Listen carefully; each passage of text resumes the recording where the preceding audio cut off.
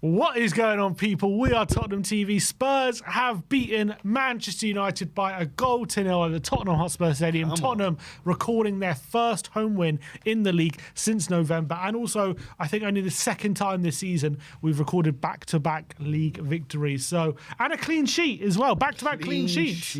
Clean sheet at Brentford. Clean sheet today as well. So, all the stats looking up for Tottenham at the moment in the league after today's win. Up to 12th position. James Maddison's winner, giving in the 13th minute, giving Tottenham all 3 points. But it wasn't all plain sailing. Here to discuss with me the game, I watched it with him. It's Amir. Amir, we got the win. Happy with 3 points. How do you like assess what you saw overall? So overall, I'm absolutely chuffed with the 3 points and the clean sheet. Although, like every game that we've had this season, we do concede chances. And I do think that if United had a little bit more quality in that side, or if they were a little bit more clinical, that not only would they have been in that game, but they could have actually nicked all 3 points. So although we got the 3 points, I'm still a little bit worried by our overall performance and how much we let United into that game. The other thing to add on to that is that, you know, in an ideal world, we would have killed that game off in the second half and scored the second. We lacked a little bit of composure in the final third, I thought, to do with the final ball. If we were a little bit better in certain areas, we could have probably killed that game off. But overall today, I think it's a huge win, not just for the team, but for the fans as well.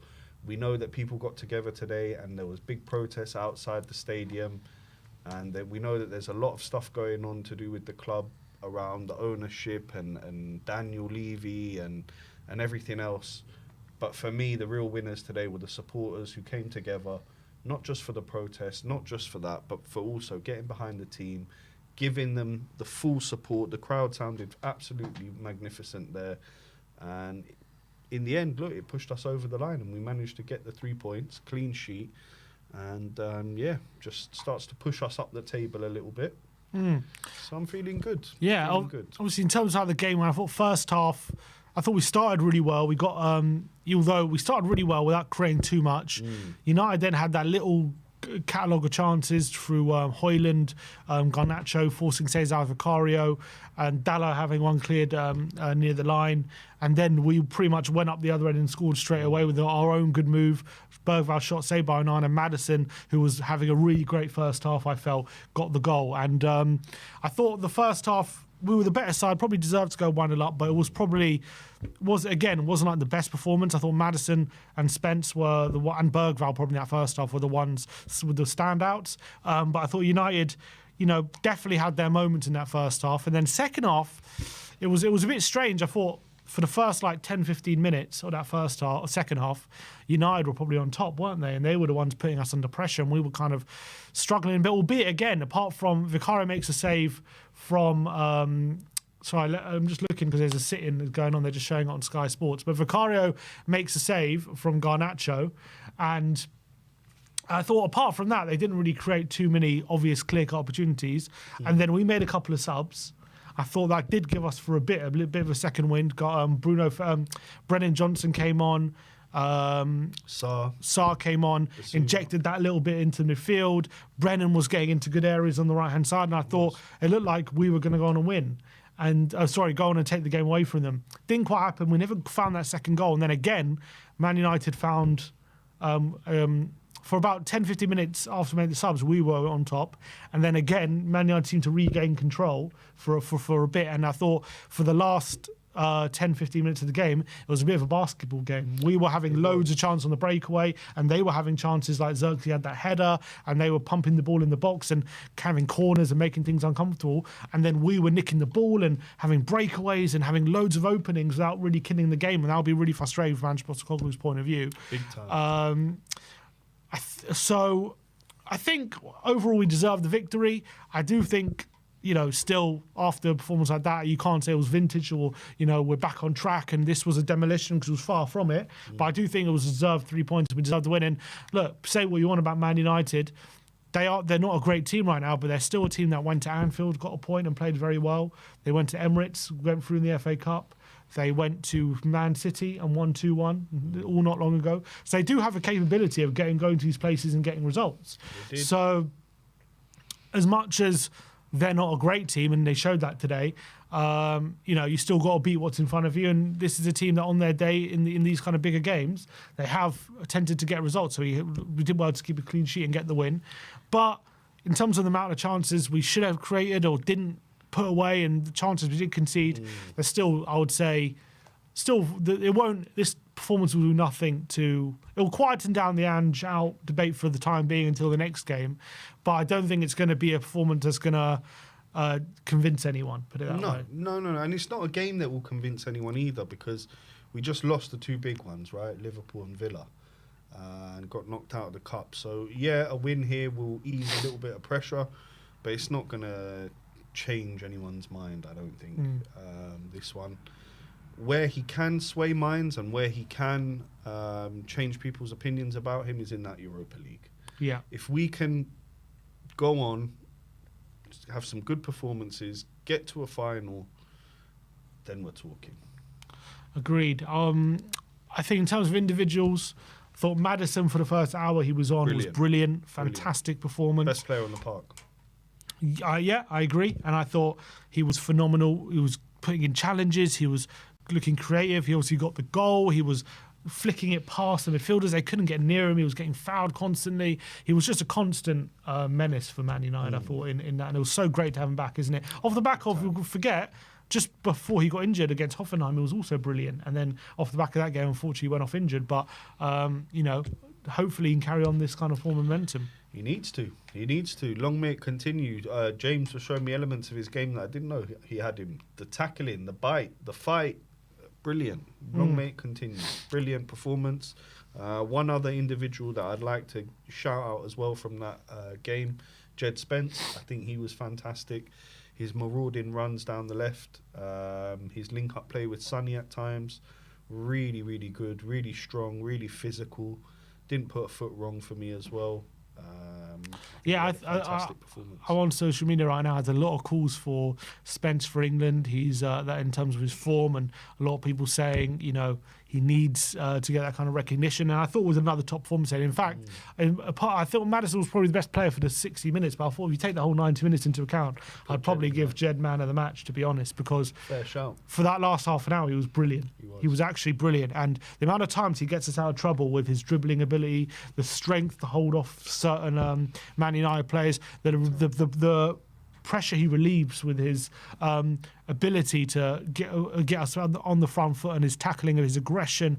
I thought he was brilliant, to be honest. Brilliant. And as well, gets in the final third, he set up that chance for Tell where he should have scored, got to the byline. I thought Mazraoui just struggled to contain him down that side many a time. And I thought it was an exceptional display from Jed Spence. So great to see him in this kind of form. And also brilliant in a sense that Udogie was on the bench, and we didn't have to rush him back. We didn't have to say, you're straight back in the team. And everyone was worried, because Ange said, Spencer's going to be important for when Udogie comes back. And then was like, does that mean he's out of the team once Udogie comes back? Well, he's showing Udogie's back, and he's still fight for his place. And Spencer's still there, and he deserves his place. And I thought Porro also had a pretty good game overall. So it's going to, Udogie does have to fight for his place for sure. For me, that was one of the best performances I've seen from Porro in a long time. Defensively and going forward, I think he was good on both fronts, which usually isn't the case. You can say he's usually good going forward, and he kind of lacks a bit of defensive, I would say, readiness, kind of focusedness. He kind of loses his positioning a little bit sometimes, and he's pushed too far up the pitch. But I think today he was really, really good. For sure. And I thought, especially on the ball, again, back to his creative best, creating chances. Some of his crosses whipped from the right-hand side, he'll be disappointed no one was on the end of a few of them, because there's a lot of beautiful crosses 100%. There. And the one he put in the last 10 minutes there as well, as a forward player, you've got to gamble. You've got to get to that ball. If Porro's putting in a ball in between the defenders and the keeper, you just got to gamble. Make sure you're getting to that ball first, and just knock it into an empty net. It's an easy game, football. In terms of, I'm just looking at the SofaScore ratings and who they've given Tottenham's man of the match, and I think it's pretty well we point him out as well, is they've given it to Vicario. They said he was Tottenham's highest rated player on the pitch, and it was really great to have him back, wasn't he? And as much as Kinski's done well in the period that he's been in the team, you can just see the difference between him and Vicario when it comes to that handling of the ball. The shot that Kinski saved, mistake that he saved against Villa, which he let the ball through. Vicario probably had a few of those kind of shots against him today. Every time into the arms, holds it. He's just making sure that any saves he makes is not back into the dangerous areas, out wide. And when he pushes those saves, you can just see, like, as much as Kinski's maybe a bit better than on the ball, the difference between them when it comes to that just goalkeeping ability, shot saving ability, handling ability. You just saw that today, and there was evidence today, and it was so great to have him back in goal. Yeah, 100%. And he kept us in it time and time again. Garnacho, the save, one-handed, brilliant, pushes it away. And time again, he did have some shots fizzed in at him, and you're right. They're ones that every keeper you're expected to make, but the way he makes it look so comfortable and he holds on to the ball, he doesn't let any scraps, the way Onana let Maddison in for his goal. Brilliant performance from Vic, and I can understand why SofaScore put him at man of the match, because he was phenomenal today. And apart from having his goalkeeping skills, I think he's one of the biggest leaders in that dressing room. So having him back there leading, Sonny of course gave him the captain's armband when he came off. I think it's phenomenal to have Vic back. Yeah, and I think, what a difference I think he made. I think in the goal, no surprise. We kept a clean sheet, and we got the win on the ball. We only won 1-0 as well, which is not a regular occurrence for Tottenham.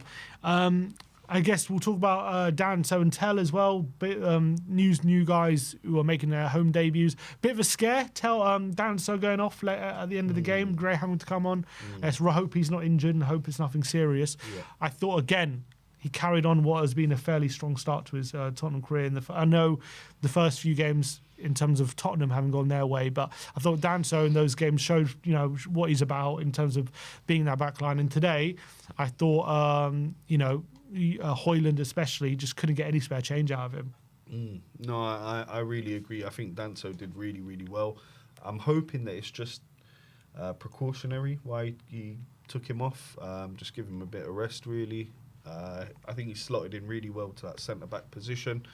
Seeing some of the balls he's looking to play forward as well. He looks quite confident knocking the ball about, which is good. The recovery pace, a great challenge he put in on, was it Højlund there who was through? Or was it Garnacho? It was Højlund. Højlund, yeah. It was Højlund. Great tracking back, great recovery challenge. I think he did really well. And moving on to Tell, I think the kid's young. I think we need to give him some time. He showed flashes today of really nice skill and touches on the ball. However, he did also show some flashes of inexperience, and especially that last 20 minutes he was very frustrating. He was very frustrating, but again, I think as fans we need to be calm with him because he's trying his best.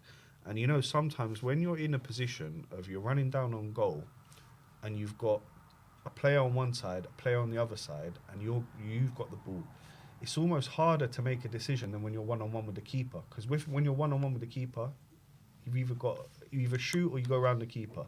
Those are your two options. When you're going and you've got players left and right of you, you can either continue going straight, you could take a shot, or you can pass it left and right. It was a weird one. I think he was confused what to do. Because a few times he was being probably guilty of being selfish, and then a few times he was probably guilty of not being selfish. Yeah, exactly. And always looking for the pass. And which I appreciate. Exactly, I do appreciate that. And it's a weird one because I felt in that last 20 minutes when we had these breakaways and he was leading a few of them. As you say, I think his decision making really let him down in those elements. But I thought before that moment, when obviously it was a bit more of less of a basketball game and there was less space for him to operate, in those moments, he actually impressed me. Some of them, like chesting it in the box with players around him, getting the shot away. The run he made in the first half, where Son pulls it back for him, the way he just held his run, waited for the United players to go forward and held his run to create the space for the shot, and he nearly scored. And those kind of things were quite good. So clearly there's potential there. Clearly there's quality there. But as a 19-year-old, player with high potential, that's what separates the good from the elite, isn't it? That decision making, that knowing what to do with the ball when you get it, that'll come at game time. That will come with game time and experience and knowledge. I can remember watching Vinicius Junior. I'm not comparing the two players just before anyone gets excited there. But Vinny, a few years ago, you drive me mad because you get into incredible positions and then either shoot where he should be passing, or where he's shooting, he should be the other way around. And I'm seeing a lot of the same kind of traits there with Tel. So I'm thinking, give him the time, let him develop. He'll start to make the right decisions, and I think he's got a long future at the top of this game. In terms of the sit-in protest, I'm just looking at pictures. It doesn't seem to be as many as there was on the march, to be honest. Seems to be a bit more of a smaller crowd doing the sit-in protest. But there's still a fair few, maybe a few hundred there. But compared to obviously the march where there was thousands, not as many. But look, they're still clearly probably making a noise and they're making themselves seen and heard. So good. That was what was before the game. The way the protest was coordinated was really, really great, and lots of people turned up and got their voices heard, and hopefully, the hierarchy were hearing, and they realised that, hopefully it's not going anywhere, but obviously that time will tell on that front. But look, overall, good win, decent performance, but I just think I think at the end of the day, it probably just shows like a little bit of a break, getting some fresh legs back, and all of a sudden you can see where things can turn. And I think it was better today than it has been in recent weeks. As much as it was not the best Man United team out there for sure, we still had to be better than them. We still got 3 points, and I did think it was better than a lot of other. I don't think it was like a massive departure, but I did think we looked better organised. I thought our pressing for sure was a lot more aggressive and better organised. Our hunger was there.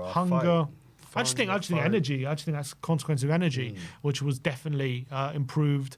And I think being able to make those changes on the hour mark and bring on the likes of Basuma and who else we brought on later in the game. Yeah. I think as well, Odebear made a bit of a difference when he came on. He looked good, Odebear. He was really good when he came on. He showed flashes of quality. Maybe he showed what he's going to bring. Man, he's got quick feet. I didn't realise. I was surprised to see him, because we heard that, he wasn't going to be, Paul O'Keefe was saying he's not going to be around till the end of the season or near the end of the season. And so for him to get minutes today was great. Hopefully having that energy of him and Brennan in that front line is really going to add a different dimension to the front line. Did mention Sonny wasn't his best. He impacted the game, but definitely similar to Tel in that last 20 minutes, he was really frustrating. I thought first half and the beginning of the second half, like, he showed good moments and there was a few chances he set up and he was taking people on, but again, it was only really in flashes, and then some other moments he did frustrate a bit, especially when decision making, again, when we're on the breakaway. There was that one moment he had Decky completely free to the right and his head down, not looking, and dawdled on the ball and the chance was gone. So that was frustrating. But look, with other players, forward players now, Odebear getting fit, he's going to have competition. He's going to have to up his standards if he wants to keep his place, as good as he is. Mikey Moore. So I think he's got competition now, doesn't he? He does have competition, and that's what you want. You want the squad looking healthy, the bench looking healthy, the team looking healthy, the players looking energised. Overall, a really, really good day for Tottenham Hotspur, starting with the protest and the fans getting their feelings heard, listened to. Also, Ange has become the first Tottenham manager ever to do the double over Man United. First ever? Premier League manager. Wow, that's wild. Beating as well, winning 3 times this season. Okay, but like I said, though, this isn't exactly the Manchester United that we all knew growing up. So. Definitely true. Definitely true. Yeah. All right. Well, that is our instant match reaction. Let me know in the comment section below what your thoughts were on the game, and we will start getting some guests on in due course. Let me just look at some super chats before we move on to the guests. Quinton Perry says, "Watch Maddison's interview. Our toxicity hurts."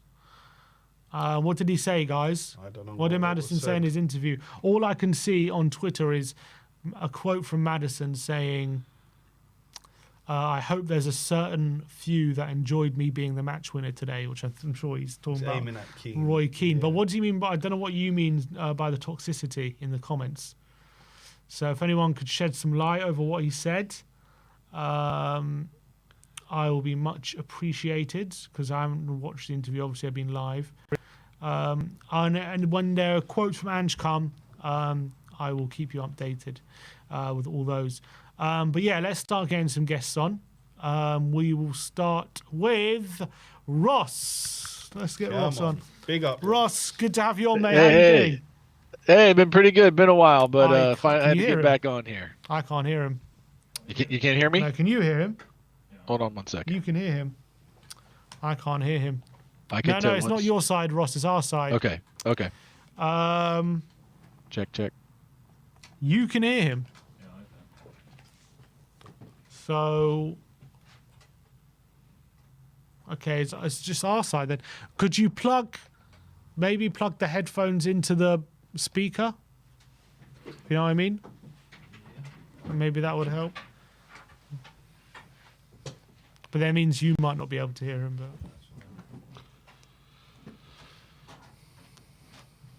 sorry, Ross.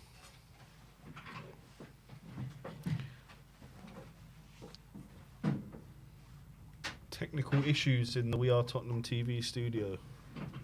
It happens.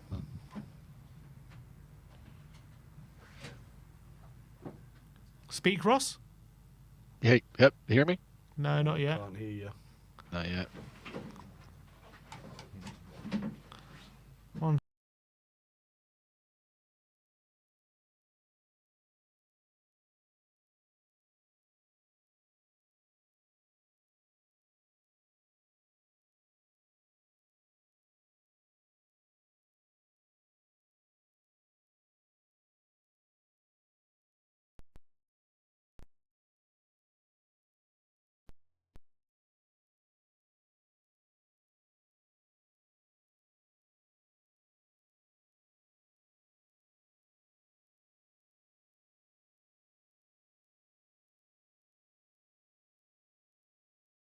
Go. Hi guys, apologies for that. We are back. We'll try and get the guests back on. I can see Ange is now speaking to Sky Sports, so we'll get some quotes from him soon. If anyone in the comments knows what the super chat was referring to about Maddison, I still can't see what people are referring to apart from that one thing. So I would like some clarification on that. But Jed Spence was given man of the match, it seems, by Sky Sports, and well deserved as well. So a big to Jed. I think he deserved it. Let me see what people are saying in the comments.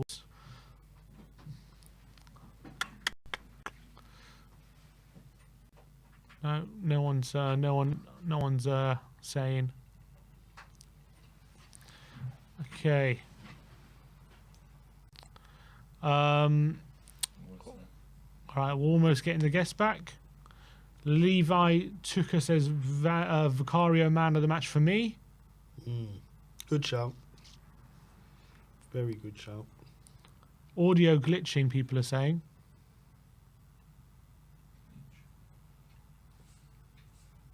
Get some quotes. I would like some clarification on that. But by Sky Sports, and well deserved as well. He was asked who he was shushing, and he said the outside noise. Audio fine now, someone says. Okay, don't worry about that. All right, let's try and get Ross back on and see if we can hear him now. Ross. Hey, can you hear me? Hey, I can hear you. Hey. Finally.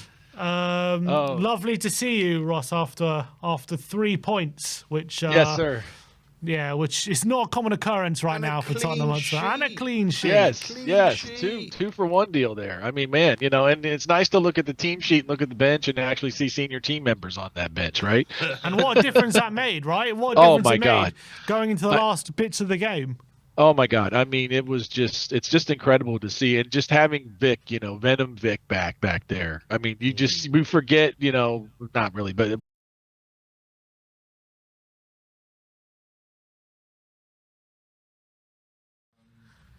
All right, third time lucky, guys. Apologies for that. We've been having a few technical difficulties. Our computer keeps crashing, but we'll get Ross back on in just a second. We're just adding him in.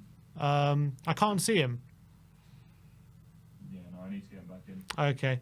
A quote. I'll go through this quote here from Ange. He says, "Our league position is not anywhere near where it should be. We had the opportunity today to start addressing that. We've had it pretty tough for the last 2.5 months. It was important to gain some traction today. We can play better. I thought our press was better than it has been in recent weeks, though. We looked a little sharper, but I think our front three movements could have been better. We will improve."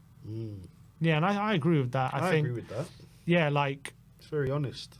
yeah, I think especially late in the game when we're, having all those counters, got to put them away. We've got to kill the game. We should have scored 2 or 3, really.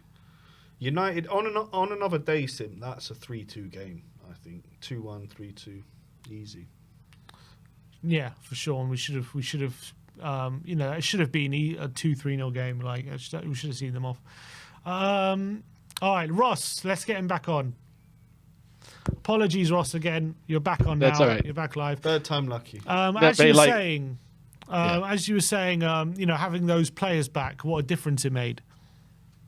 Oh yeah, absolutely. I mean, to have Vic back, Madison, everybody, and even guys like Johnston that we can bring on, and Odebear, guys like that. We haven't had that, and so it just guys that are experienced guys, first team guys can come in and step right in, and give guys a break here and there, and it just makes all the difference in the world, and just in general with the team. Everybody starts feeling better when guys are coming back and all that kind of thing. And so, yeah, it's just, we see, what a big of a difference it meant today. Yeah, for sure. In terms of standouts today, who do you think stood out for you? I'm going to say Tell. I mean, that kid has got a lot of potential. I mean, he really made some good runs. He was getting in position. He was making himself available in the box. Couldn't find the back of the net. Some of that wasn't his fault 100%, but it's really nice to see someone, acting like a true center forward, aside from Solanke and of course Richie can't stay in the lineup, but I was really impressed by what he did today. Sure. No, I think that's a great shout, Ross. A really, really great shout. And I think that if he can kind of adapt and sort out a few aspects of his game, I think we've got a really, really top player on our hands with regards to Matthias Tell. I think he's brilliant. Is there anyone else in that team that stood out for you apart from the young fella? Oh yeah, I definitely Vic.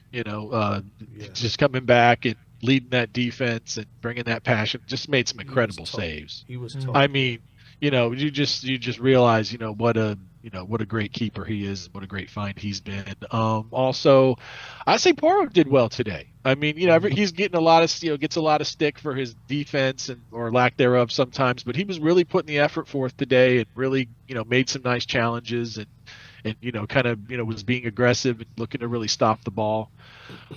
Obviously matters, having him back and scoring that goal. Was he stood out to me. I think Danso put in a hell of a solid shift at center back. He's another guy that we brought in that I think really has done well since he's been here. Let's hope his Ange has just confirmed that he did pick up a knock, him, Rodrigo and Sonny. Of course. But he said they should all be fine. And now he said the beauty is we can allow them to rest and recover rather than throwing them straight back out there in a few days' time. So that's hopefully they should be all right. And I agree. I thought Dan So showed, what he's capable of in the middle. And so off the, albeit we won the game and probably deservedly so, it wasn't a vintage display, it's fair to say, was it? We weren't at our best. And Man United on a day, is it fair to say, probably could have taken a point in that game? Oh, definitely. Yeah, I mean, it wasn't pretty, but you got to be able to win ugly, as they say. That's the thing. You got to be able to put in those games, gut those 1-0 wins out. And yeah, if United had been a little more on it, yeah, we probably could have been in trouble. But we did a great job of keeping them out and making it tough for them and stayed consistent, and and we didn't concede that equalizer, and that's important. And now we're up to 12. So now we got a chance here, 2 straight league wins. We got a chance to get our league form back into shape here, and and climb up the table a little bit.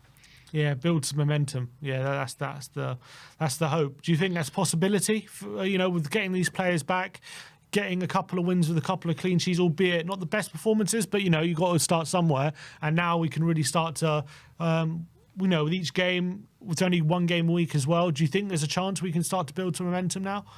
Oh, for sure. That's it. I mean, it sucked to go out of the cups, but the plus side to that is less fixtures now.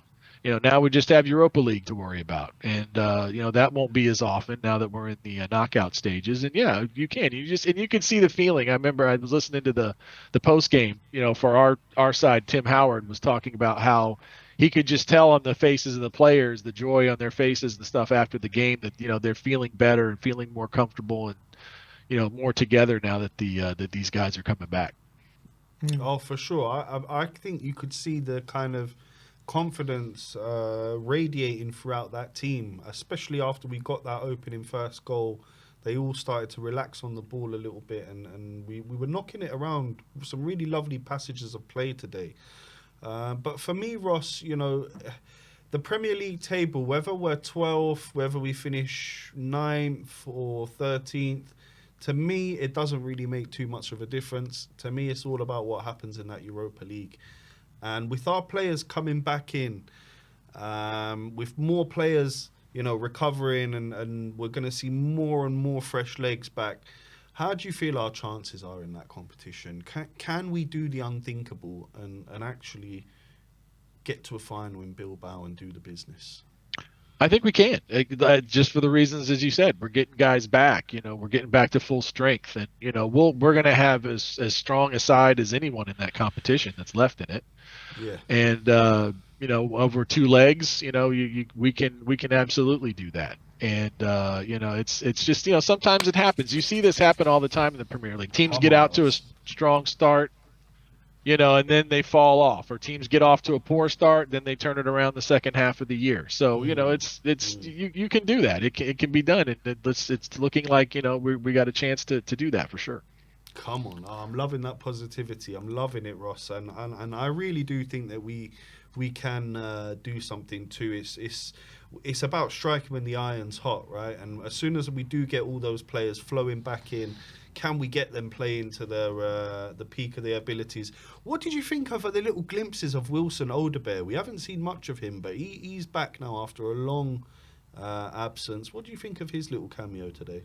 He did well. He did great. I was glad to see it. I mean, we've seen that from him, glimpses here and there. Unfortunately, with that injury he picked up where he just had to reach for the ball out. But yeah, he did. And yeah, I think he and Tell could be quite common, like our little French connection there, if you will. That they know each other pretty well apparently, and yeah, he showed some good flashes too. And he's a guy, as you would say, if you gave him a grade, it would be an incomplete. But yeah, he definitely showed the flashes of what we're hoping that he can bring to the table.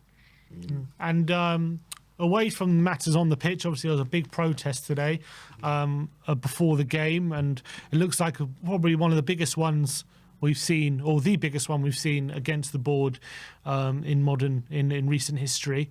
What did you make out of the amount of people who turned up and the messaging? I think it was great, because previous times it's only been like a handful of guys, standing there on the curb, not that many, but just to see that many people turning out, it goes to show, people are not happy with the ownership situation, and they're making that known, and they've got every right to do that. And that's how you show people that you want change, and that's the way you do it, is by turning out in numbers like that. So I thought that was good to see that. Absolutely. Well, Ross, me too. Pleasure having you on the show as always, mate. Thanks for coming on and giving your opinion. Always like to talk to you, and we'll see you soon. As always, come on, you Spurs. Big up, Ross. Come on, you Spurs. That was Ross, always positive. That's That it. is Ross. Mate, we can win the Europa League. You heard it here first. Oh, I've been telling you that for how long? How many times? Mate, you guys already have hotel rooms booked in Bilbao. I don't want to get into... Come on, we're all going Bilbao. Let's We're go. all going on a jolly up to Bilbao, yeah? Let's get Georgiou on. Let's see if he thinks we're going to Bilbao. George, thanks for coming on, mate. Appreciate talking to you. Feel like it's been a while since I've spoken to you on a phone in. It's been a little while since we spoke, Sim. It's it's partly part of the reason that I came on. Actually, I just wanted to face offer my condolences as well for your family's sad loss, and gonna miss seeing Grandad come onto the channel as well. So condolences to you and your family. Thank you, George. Really appreciate that. But look, we got 3 points today. Yeah. Just about got over the line, I think it's fair to say. I think we probably deserved the win. Well, I guess we should ask you, do you feel like we deserved the win, or did we get lucky today? So I was listening to bits and pieces. I actually had the ticket for the game today, but I had to, because I had a late kickoff with my boys. So unfortunately, because I coached their team, I had to sell it. So I thought I was going to end up going to the second half today, but didn't manage it. So yeah, we got a ticket thankfully sold last night. Look, it sounded like one of those performances that we roughed out, and it's it's something that we had to do. I mean, the issue here is that I think it's a good win, and mixed in with the demonstrations at the beginning of the afternoon, I think it was necessary that it happened in that way. Because the reality is that we need to get real with the whole manager situation, and Ange has really had, in my eyes, had it quite quite bad, really, from the respect of what he's had to cope with. And I will say that he has made mistakes along the way, but the issues that we've had in our recent history, I hate to bang on about it, but have got nothing to do with the managers. Yeah. And the reality is that in the instance that we're in at the moment, we've got to sort of support the manager as much as possible, but speak out about the ownership that's left us in this position. So on two fronts, really thankful for the 3 points, pushes us up a little bit up the table. It sounded as though we did tough out sort of a performance, especially towards the end there. I think United were coming on quite strong by the sounds of it. They definitely had created a few chances. It was one of those games where in the last 20 minutes, we had a series of like counter-attacking opportunities to kill the game. We kept messing it up and just kept that door open for Man United to potentially get an equaliser. And when there's only one goal in it for 20 minutes, the anxiety's up. And they did have a couple of moments. Sitter, didn't they? There was one header they missed, and they did have a few moments from like set pieces, and there was a few goalmouth scrambles we had to get clear. So I think on another day, it might have ended 1-1, but another day, it could have been 3-0 Spurs as well if we just killed the game off properly like we should have.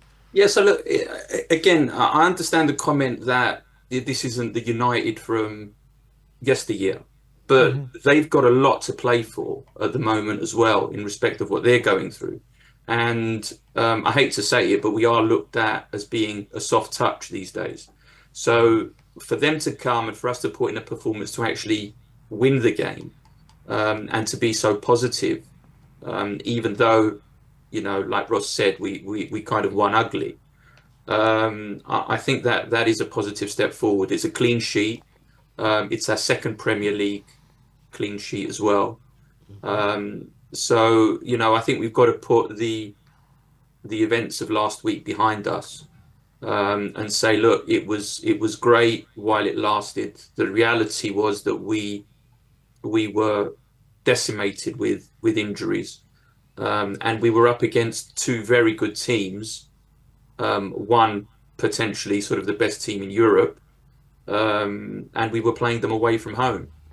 So put all of that to one side. We've got to say that really in the grand scheme of things, I think we, in respect of the league table, we are we're sort of where we should be with what we've been through, if you see what I mean. We need more players. That's the reality. I want to see a creative midfielder there who is who's closer to world class, and a player who could literally put their foot on the ball and hold it. Bissouma for me has been very disappointing this season. So I don't really. I'm going on to sort of negatives and perhaps talking slightly at a tangent as to what the game was today.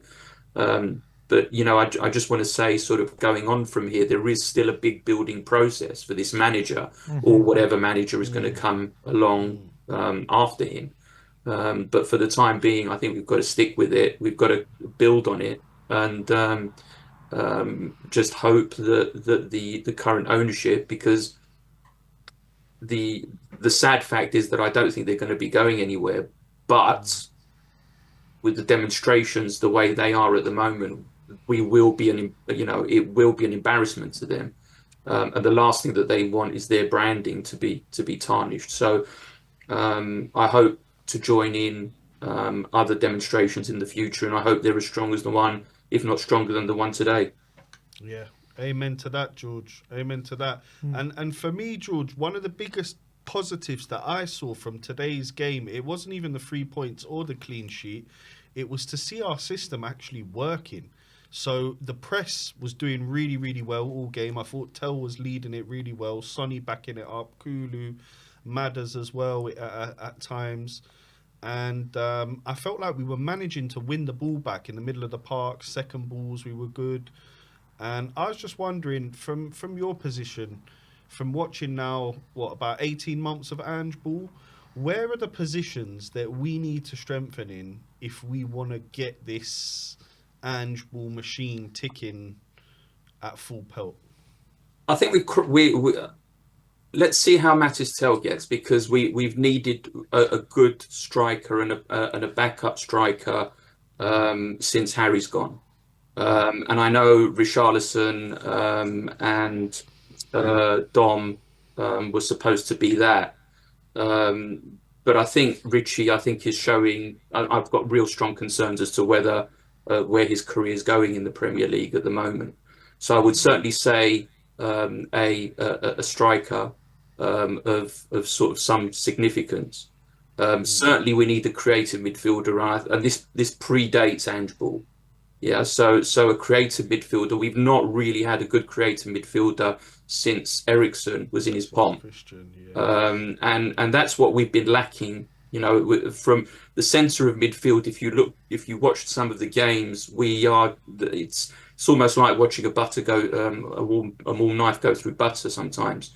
We're so loose in the centre of midfield without a ball winner as well. So again, and I'm not saying that you can replace these players, but since Dembele's gone, and I know that Ndombele was supposed to probably be the replacement, but we need a creative midfielder in there, and we need a ball winner, someone who's going to be able to get their foot on the ball and play that number 6 position more effectively than we're seeing at the moment. We're leaving our defence really exposed. And a lot of what we're finding with the defence is simply because those two positions are so lacking. So it's all well and good having a strong defence, but if constantly you're being bombarded and you're being run at, and you're trying to break out of that rhythm, and the other team's got momentum, if you don't have a real ball winner in the centre of the park, and a creative midfielder in which the offensive line is going to rely on, then you're going to struggle all day. It doesn't matter the manager. You could have Pep there, you could have whoever. I think those are the 3 areas that I would like them to concentrate on. George, a lot of people, for a lot of people, the jury's out with the manager at the moment, and especially after going out those 2 cups, as you said, for you want to put it behind you. good win today, but what do you think? Does it change anything for the manager? What do you think needs to happen for him, for people to get back on side? Do we have to win the Europa League, or do you think even if we don't win it, there's still a pathway for him, staying in a job?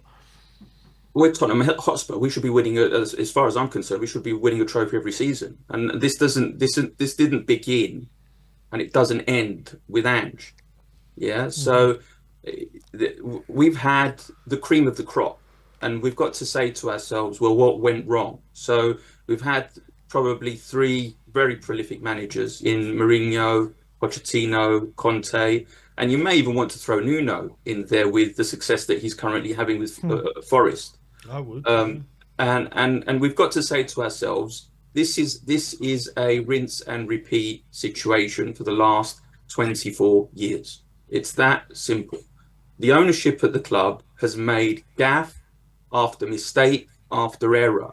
And it's all right with Daniel Levy coming up and saying, well, we've been to semi-finals and we've been... The reality is, okay, when we had a team that was going to win anything, he failed to invest. And at that point, you've got to realize why did that happen? Because we can all see it, okay? And I'm not going to profess that I'm the most intelligent person in the world, but there are far there are far lesser people than supposedly Daniel Levy and the ownership of ENIC that could see that team required investment. But they struck liquid gold with Harry Kane and Sonny and some of the others that came along at that time. And unfortunately, they chose not to invest and create a squad that could have won things. And when you compare Liverpool to Tottenham, which is probably the 2 teams that were comparable in those seasons, one invested and one didn't. And I don't need to tell you what the situation is now. We've got one of the best teams in Europe, and we've got us. So we can blame managers and we can say, let's sack them and one thing and another and knee-jerk reactions. What we're seeing on the pitch is a team which is struggling for investment. And to all intents and purposes, if you do not, and this isn't just the playing staff. We're talking about recruitment staff. It's all across the board within the club. There's been a reliance on, I'm going to deliver this stadium, which will mean that I've done something really special. It's going to make a packet of money for me, and a packet of money for ENIC. And we've got all these lovely people who every week want to come and watch Spurs, and they're really loyal. And maybe I can scrimp and save here and there and not really invest in... Well, that's only going to last for so long. And thankfully, I think people are now beginning to see it and voice their opinions. And I really do hope that the demonstrations get even stronger than they are today. And I hope the chants continue against Levy and the board, because like I said, it's got nothing to do with Ange. It's got a lot to do with the ownership. Can I just add on to that, George? Because I think it's even worse than them not investing. When Liverpool did invest and they went out and they bought Van Dijk and they bought Alisson and they strengthened, we didn't only not invest, we were negligent when we did choose to invest. We would buy ridiculous players like Ndombele, who cost us 60-odd million, who we just wasted, or all the Bale money. Do you remember when we got the 90 million for Bale and we just spunked it on Etienne Capoue and all the rest of them? Listen, negligence is the word, and I'm glad you used it, because I do think that it's been negligence. It's been negligence to us as stakeholders within the club, whether you're a season ticket holder or a supporter who goes to buy a single shirt every season from the Spurs shop. Okay, it is complete negligence, and the situation here, we can blame Ange. Yes, there have been mistakes in his in what he's done on the pitch. I'm not denying that. As there were mistakes when Poch occasionally put teams out, as there were mistakes when Conte put, as there was mistakes when. So mistakes, managers are going to make mistakes. I found it ridiculous that people are calling for Pep's head as well in the media, and a lot of this is drummed up in the media. With Tottenham though, there was an element of toxicity with the Levy in, Levy out, and again, I think that's a concoction of our own making. I think sometimes as supporters we're very passionate, and we say sometimes things that we don't mean, or things that we don't truly really understand on reflection. We go and buy our ticket. It's probably the only thing in the world that you go and buy your ticket, a hugely priced ticket, and then leave disappointed at the end of the day. So we're passionate about the team, the club. I mean, I've been supporting Tottenham since I was 6 years old, 7 years old, and I've been lucky enough to watch us lift silverware. Back when the FA Cup actually was the FA Cup as well. I feel sorry for my son because he's been watching, and the occasional sort of token win is not quite good enough when you're seeing you're seeing rival teams lifting Champions Leagues, and not just my son but all supporters. It creates that atmosphere of oh well, we're Tottenham and therefore this is what that we've signed up for. It doesn't have to be that way, and the way that the mismanagement of the club starts at the top. The managers, unfortunately, have gone as scapegoats in all of this, and each time we've got rid of a manager, it's always been my feeling that they've been a scapegoat and not the blame being put where it should be. And like I said, the delivery of the stadium for me was a white elephant. The white elephant that is a shiny statement of trying to create a leisure facility as opposed to deliver something to the football club itself. I mean, please explain to me why there isn't a statue of Bill Nick anywhere outside that stadium. It's crazy. It's madness that there isn't. Because it's not about Tottenham Hotspur anymore. It's about becoming a multi. Yeah, but what was called a football club, though. I agree. We're a football club first before anything else. That should be respected, and they don't want to respect that. They want to create a multi-entertainment. They should go then. You want to create a multi. There's plenty of multi-entertainment. Go on your TV and watch your streaming services and whatever. There's multi-entertainment. We are a football club. When I started supporting Spurs in the 90s, I didn't come because there was F1 or because there was whatever else, Beyonce's and Kendrick Lamar. I came to watch David Ginola and Klinsmann and Mabbott and Ledley King. That's what it's about for me. And I think that's what it's about for most fans. When you look outside Wembley, they got Bobby Moore statue. Why can't we do the same with Bill Nick? Well, listen, West Ham had statues outside to the World Cup winners outside their stadium. Yeah. Look, every football club, its basis is in its history, okay, and we are very lucky in that our history is very rich. We may have had a trophy drought over the last 25 years, but the reality is our history is very rich, and we have been a pioneering club. It's not just doesn't begin and end with the trophies. Yeah. If you have a look at some of the coaches who have went and contributed to the styles of Barcelona, for example, we are a very, very rich club in our history, and the reality is that the ownership is trying to deviate from that.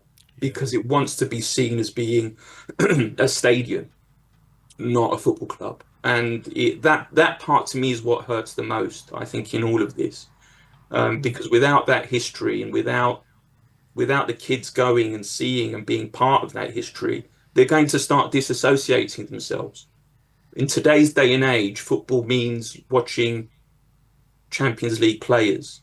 Okay, so if you remove that element of our history as being Tottenham Hotspur, where our roots are, then unfortunately there's going to be very, very little left at the end of it, and that's really what hurts me.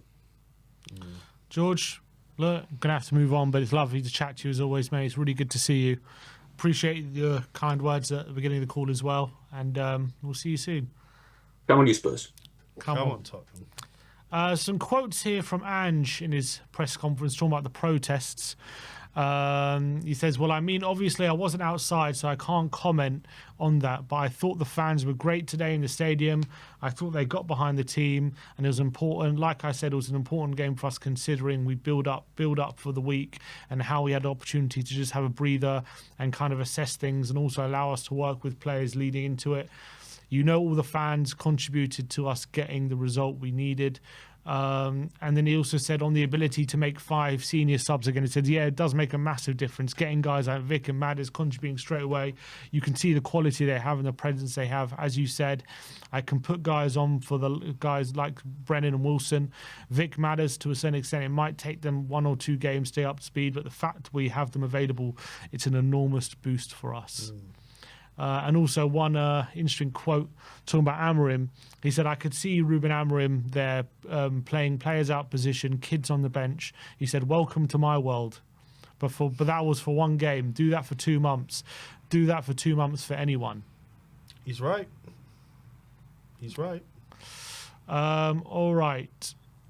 Well, was there another person? Was there another... Yeah, we'll get Nathan or Natan. Hey, is it Nathan? It's Natan, but without the H. Natan. Yeah. No, okay, not the H. Yeah. Thanks for calling in, mate. Appreciate you calling in. Hey. We got the. Where are you calling from, by the way? I'm from America, Seattle. Seattle. Nice. Wow, Yes, amazing. sir. Very nice. Yeah, Can I just just wanna ask say you, I are you watching a TV or something there? If you jump, is that you? I can hear something in the background. No. Nah, maybe it's the people behind me. I don't know. It's all right. It's all right. It's all good. Go on. What are you going to say? Hey man, Sim, I just want to say I'm a big fan of you, man. You're the only man that's been backing Ange, supporting him from the beginning. All these haters, your brother, top 5 hater in London, man. Top 5 hater in London. Shots Man. fired! Shots fired, Natan. I'm I tired love of it. seeing Ben, man. I know we've been having a long time, you know, we've been suffering for a little bit. I've been watching since Tim Sherwood, Clint Dempsey times. I'm only 20, so I guess I haven't had the longevity you guys have been watching. But seeing this, I think we got a back end, man. Obviously, the Despicable Me guy, the owner, the big man, tired of him, man. But hey, we have to back end. Today was a good performance, solid. We got to finish our chances. Matthias Tell got to finish his chances. Bentancur looked better. Last game almost broke my TV because of Bentancur, man. This guy, hey, this guy's lack of effort last game, man. Hey, I swear there was something going on last game. He was all Hey, over the man. place. This But guy.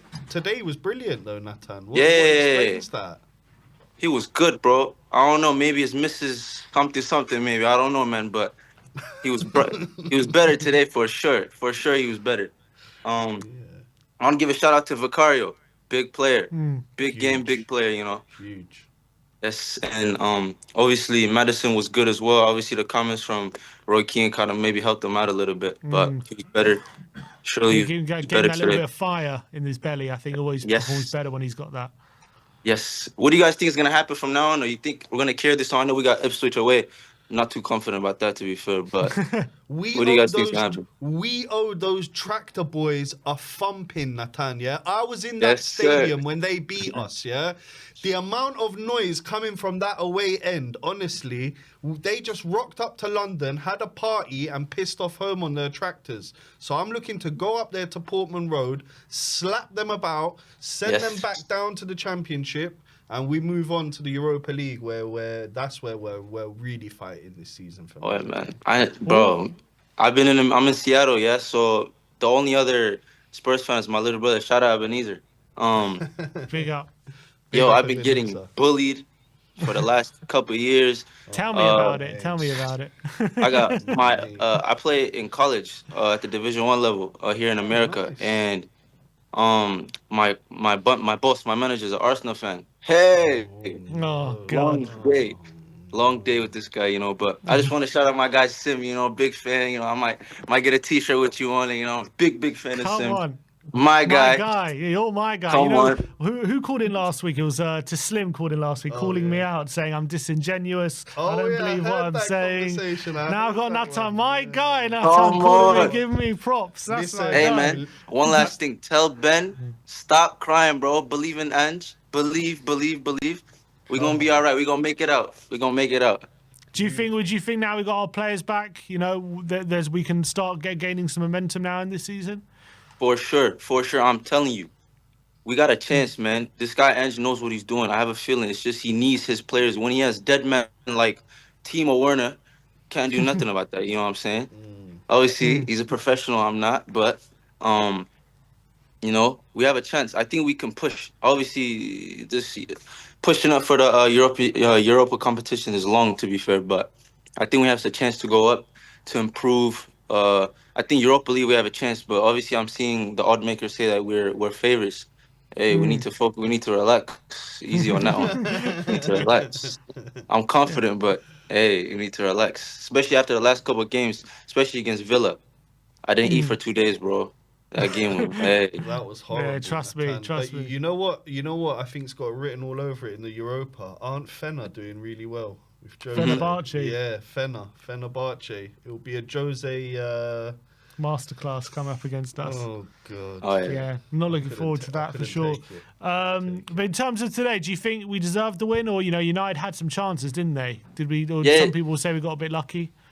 I think that for sure we were the better team, but obviously, I think if we played a better team, they would take their chances. And I think if we can't finish against especially we're gonna play City soon. If we can't finish like we didn't finish today against City, this would be a whole different call. I'm not gonna lie. It would be a very, very sad one.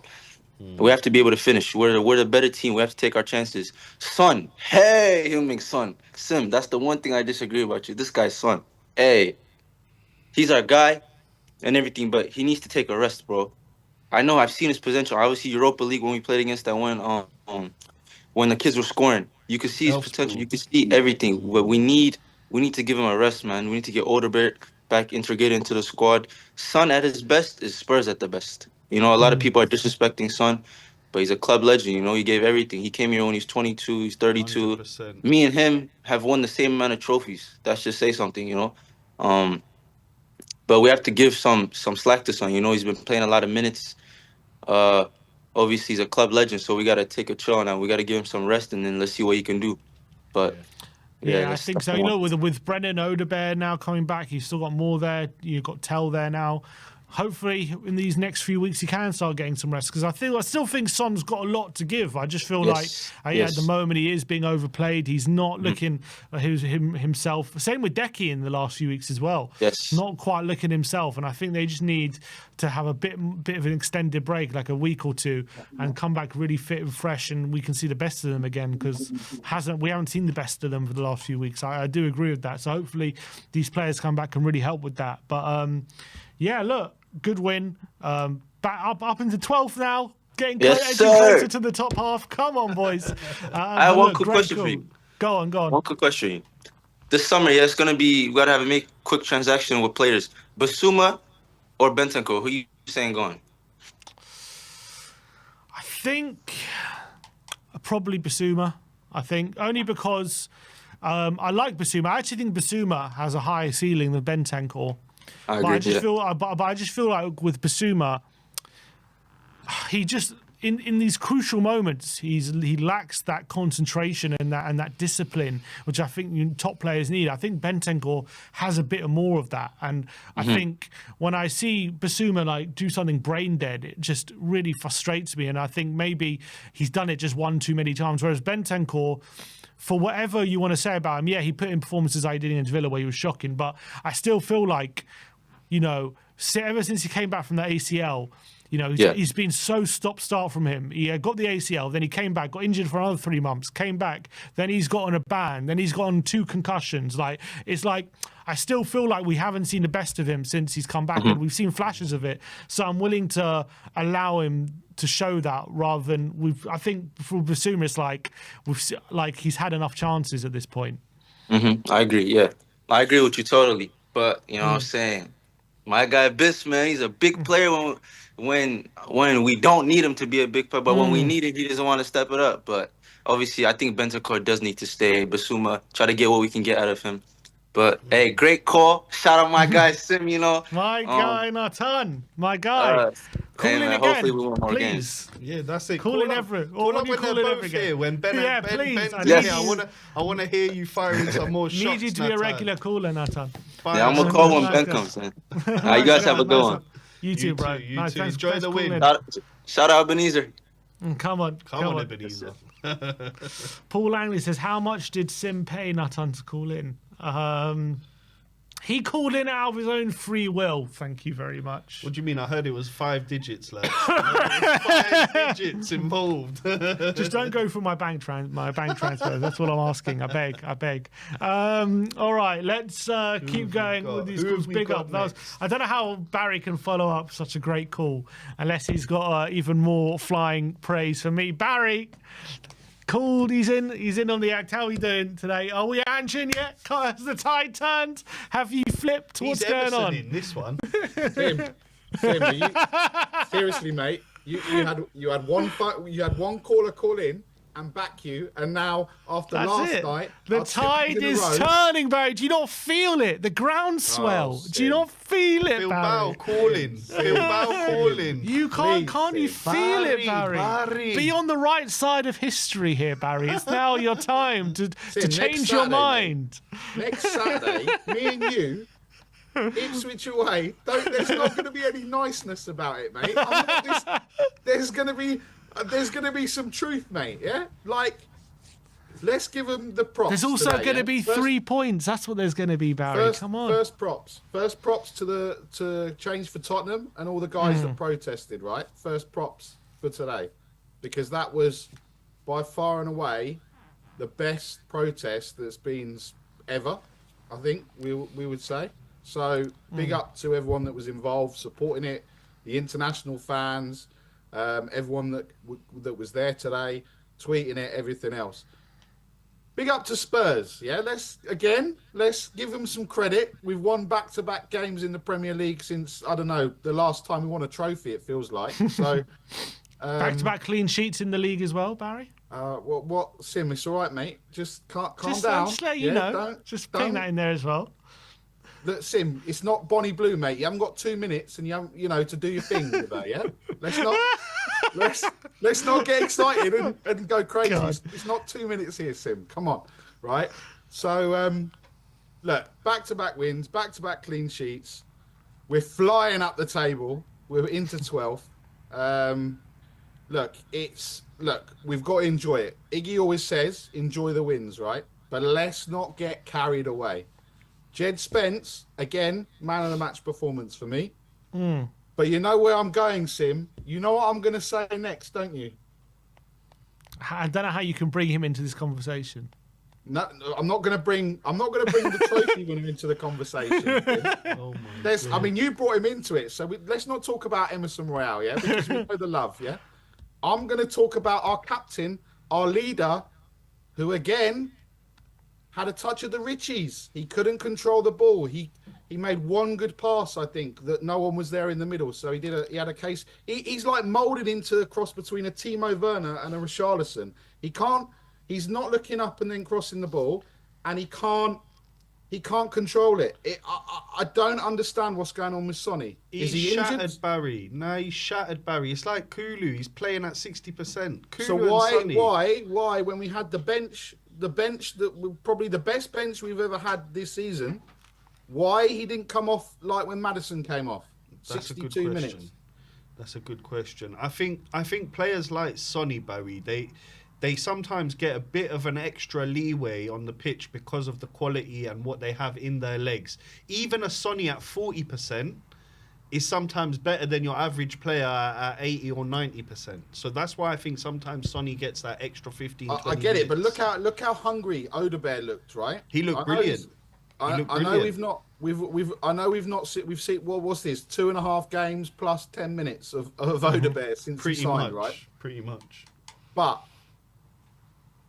surely if he's shattered and we need to rest, and with all due respect, we're going to Ipswich, do we not do we not start with Odegaard on the left and give Sonny a rest?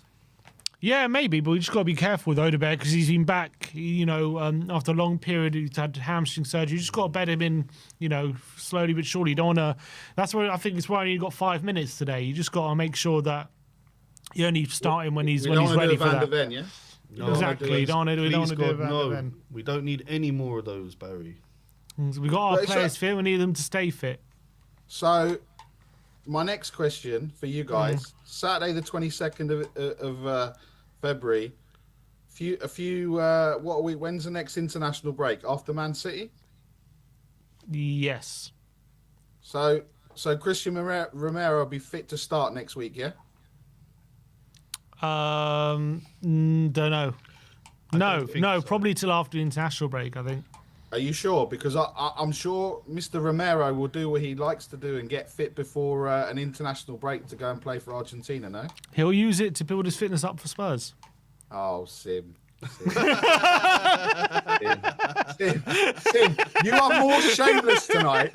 You are more shameless tonight than I am with Emerson Royale. And that's getting something. If you go back in the chat, if you could see the chat, guys, everything I'm saying is about Emerson Royale, and they no one can understand it.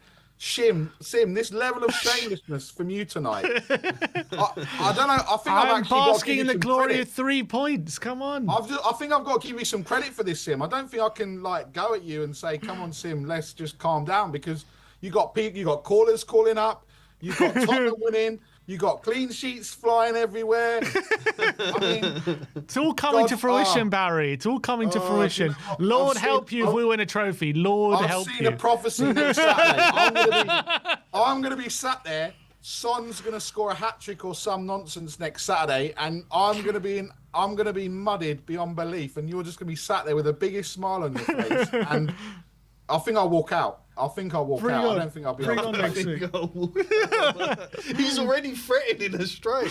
I'm so unbearable. They can't even stand the thought of Sonny winning with the Spurs scoring a hat trick. That's how unbearable I am. That's what's happened here. You are unbearable. But look, guys, as I said, we got to be. All jokes aside, let's hope we can kick on. But how many times have we said this? Yeah, how many times have we said we need to kick on? How many false dawns? We've got to go and back it up. Yeah, but the players coming back, Barry, is that not a massive plus? You can see what difference that made. I mean, look, yeah. I mean, the players coming back. I mean, I wouldn't say. I mean, Maddison, yes, Maddison made a difference. This is where you see. I mean, Brennan Johnson didn't make a difference. Let's just say, Maddison. Vicario? No, Johnson. Oh, Johnson. Sorry. Johnson. Yeah. Didn't make a difference. Okay. Vicario. Yeah. Look, I think the one thing that we saw with today is we saw a little bit more organisation because Vicario is quite loud and shouting and marshalling the defence, right? The other thing that we saw was obviously the shot stopping, but the other thing we saw as well was a little bit of the nervousness around past it. I don't know about you guys, but I was a little bit more nervous with the ball at his feet than at Kinski's. But hey, look, having Vicario back, having Maddison back, Gray got a rest today. So that that's positive. But when is he going to rest Cooley? When is he going to rest Porro? And when is he going to rest Son? Because if they're going to go, they're going to play in the internationals as well. They're not going to get a rest, and they desperately need a rest before Man City at least, right? Yeah, I think they could do with a game on the bench. And now with these 2 wins, maybe Ipswich can be can be the case, because obviously I think any thought of relegation's definitely out the window now. I think we could probably lose every game from now to the end of the season. We're not going to get relegated at this point. So no, we're not going to get relegated because there's that gap open up between with Wolves. It's between Wolves and Leicester, I think. Apparently, there's only 13 points between us and 5th. Sim. Sim, what are we doing here? Sim, please. Just 5 wins in a row. It's all we need. What, and everyone else to lose, yeah? They're all going to lose. Okay, Sim, when we get back from the international break, I mean, look, in theory, Ipswich away, Man City at home. We always beat Man City. We should beat Ipswich, right? So that's 2 wins. That'll be 4 wins in a row. Sim will be in dreamland going into the international break. I don't think we'll be able to cope with him, Amir, because he'll just be, outrageous. I mean, I don't know what's going on with his bank account. Not only is he getting like 4,000 tweets supporting him, he's getting people calling up now. So I'd like an investigation into Sim's bank account transfers, because there's money flying everywhere, right? More money. If Daniel Levy could take a leaf out of Sim's book in the summer, this would be brilliant. And then look, we've got March is okay, but April's horrendous. But let's just look. It's good we've got the players back. It's good we're winning, and let's just do what we did a couple of seasons ago. Let's just take it one game at a time. And I think that's where we need to go with these players. Getting back fit. I mean, like we said, that bench was. It wasn't. I mean, it was Man United with like kindergarten cop on the bench with Lindelof or whoever was like babysitting them, right? So it was like us. It was like us a few weeks ago. So Barry Ange said today after the game, he said, "What's happened to us this season is going to happen to other clubs, and it's coming." What, he got a crystal ball now, is he? That's what he said. Okay. Well, do you reckon he's right? Well, you saw Chelsea now have eight muscle injuries in their team as well now. Bournemouth Chelsea's was down to mentality. As soon as Maresca came out and said we're not title challengers, you've seen their form just go like that. I mean, I wouldn't say that we all know the problems at Chelsea, right? They don't have a striker. They haven't got a decent keeper. We've seen this. We've seen the issue at Arsenal. They don't have a striker. We've seen the issue with us. We don't really have a striker. What's that got to do with injuries? Chelsea, for me, it doesn't really matter with their injuries because they got about 400 players, right? So they cut their depth a lot in January, though. They let go of Vega, Chilwell, Felix. Mudrik's got a ban. Well, all of a sudden, they're looking quite Felix was maybe another little APT transaction, though. Signing back for this, selling for this. What, a bit like probably. I'm just saying. All of a sudden their depth's quite thin, and now they've got 8 muscle injuries. Bournemouth have 8 injuries. Who do you think? Arsenal have got all their forward players out. That's good for them because we don't like them. But who's it gonna affect him above us realistically? You think? Well, Chelsea lose 5 in a row, and then all of a sudden, What? So all of a sudden we're finishing above Chelsea, Sim. Is that what we're doing now? He's saying it's coming to everyone. He's saying it's everyone. Well, it's going to hit everyone. Mate, can you tell us what the lottery numbers are? Then we can buy this football club every week. You tell us what the lottery numbers are, and we can buy this football club, and then everyone's happy. No, mate, Barry, what lottery? It's coming. Just accept it. And you know what? It's coming for everyone. And you know what else is coming? Big Ange is coming. That's who's coming. Book your ticket for Bilbao, Barry. Book your ticket. Mate, I've still got the Champions League ready for next season, Barry. Got the hotel booked for Bilbao. Me and Ben have booked the same hotel. Damn right. Make sure you can make it a double booking, mate. You can pay now. Forget this free cancellation bullshit. You don't need it. Pay now, yeah. Pay now, my friend. Tim. I can't cope with you like this. I can't wait to get you in the studio next week. I can't wait. Saturday. We're going to get brought right back down to by Liam Delap give me and some Amari Barry. Hutchinson, yeah? Right, big up Sim. Barry. Don't get excited. Don't get too excited again. Yeah. Never. You've had a good week, mate. You've had everyone backing you. You've had callers calling in. You've had Twitter loving you. Yeah, enjoy it. Like Spurs, Sim, enjoy the 3 points, yeah? I'm loving Big Ange instead. See you later. You're the only one, Sim. You're the only one. You'll turn soon. Everyone's going to be turning soon. Come on. Big up to Barry. Got to love him. And the comments in kind. Sim's on cloud 9, says Rambro. Love the positivity. Sim's loving this. Absolutely. I'm loving each win because I back the man. Ange has asked whether he has sympathy for Ruben Amorim. with the situation. He says, if I check my office, I don't have any sympathy cards from any other managers. So that's what has happened. There's definitely a few. I could see Ruben there playing players out of position, kids on the bench. Welcome to my world. But for the one game now, that's for one game. Do that for 2 months. Do that for 2 months with any club. Do that for 2 months. I thought Man United were good today, considering all that. But we had our days when we were good, and when we beat Liverpool in that spell. That's what he's saying. Okay. Let's get Quinton on. Quinton, thanks for calling in, my friend. Appreciate you. Where are you calling from? I'm calling from Pittsburgh, Pennsylvania, here in the United States. Big up. East Coast. International callers today. Quinton, we've got the 1-0 win today. You know, it wasn't pretty at times, but how did you feel? How did you analyze what you saw today? Yeah, I mean, overall, I feel like there's need for some positivity here. We got 3 points. We got a clean sheet. We had 20 shots on goal. There are a lot of things I think to be positive about. Getting players back that have been out for a while that really make a big impact and are good leaders on the team. You saw some maturity there towards the end of the game, and you know, a short corner to kind of see it out in some of those particular instances. I think, man, I thought the game was awesome to see, and you know, first manager here to have 2 wins against Manchester United in the Premier League, not to mention the 3rd that we had this season. I think there's some things to be positive about, and also all the young players coming in, stepping up, really showing out for the badge and showing some confidence. I mean, I think we should be happy here. Why not, right? I mean, I am. I'm over the moon, mate. 3 points and a clean sheet. You couldn't ask for anything more. Yeah. I mean, and I left a super chat earlier here around Madison in his post-game interview. So I thought I'd give a little bit of context there. Oh, yeah, please.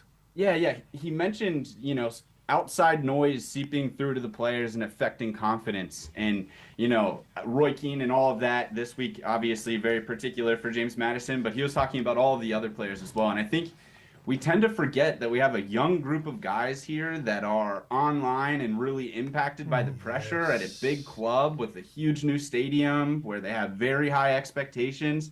You know, we should be backing these players and trying to boost their confidence as much as possible, because that's really what's going to drive their growth and hopefully get us out of this painful phase sooner rather than later. We need them to step up and feel confident to step up and make it okay for them to make mistakes. And I think that that's something that we miss sometimes. I think we need to try to make sure that we keep a nice atmosphere there. And if they're going to back Ange and back what his ideas are, then why should we not be here to also back Ange and back the players as they go after it?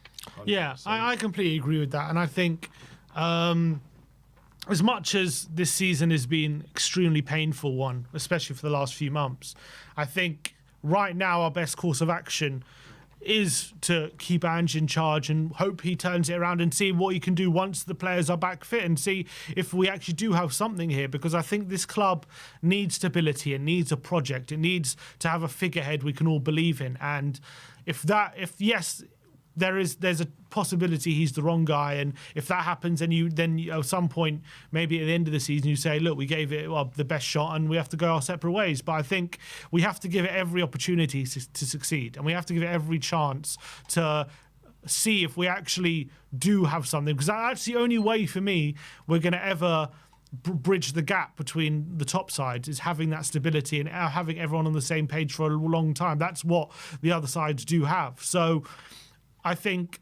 our best course of action, our best chance to catch up with the other top sides, is having that sort of stability and implementing a system that becomes second nature to these players and to this team. And the only way to do that is to keep him for now anyway. And if he's not the right guy and we think the system actually just is never going to work, then at the end of the season, you go your separate ways. But now, I think he's shown it can work. I think we've seen it can work, in my opinion. And I really think from now to the end of the season, he's got a real big opportunity to prove everyone that the last 2 months is not representative of what we're capable of.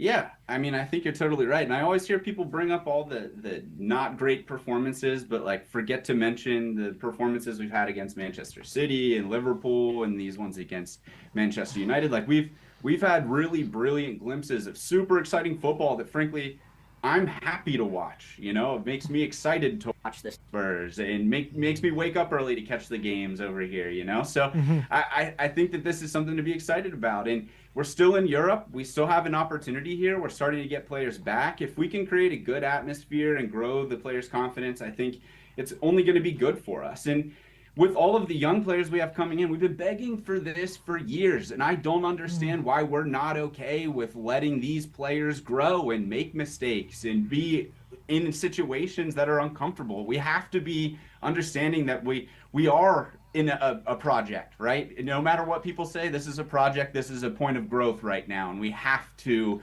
make it okay for them to grow. And these young players need to have these opportunities and be able to take advantage of them with confidence. So let's get behind it. Let's do what it all stems from the ownership, why we lack patience, I think, doesn't it? That's just what I was totally understand. I totally understand that. And I mean, you know, for me, this is the first time that I've seen us really double down on young talent, right? Like we've done little things before, but this is the first time that we're actually bringing young players that can fit into a system for a manager that we plan on having here for a while. And we have the right players whenever they're healthy that are senior experienced players that I think can lead this and allow for them to fit into a system, right? You know, the injuries are ridiculous. No matter what people say, it is the reality. You know, we have been in a point where all of our senior players that can really lead are out.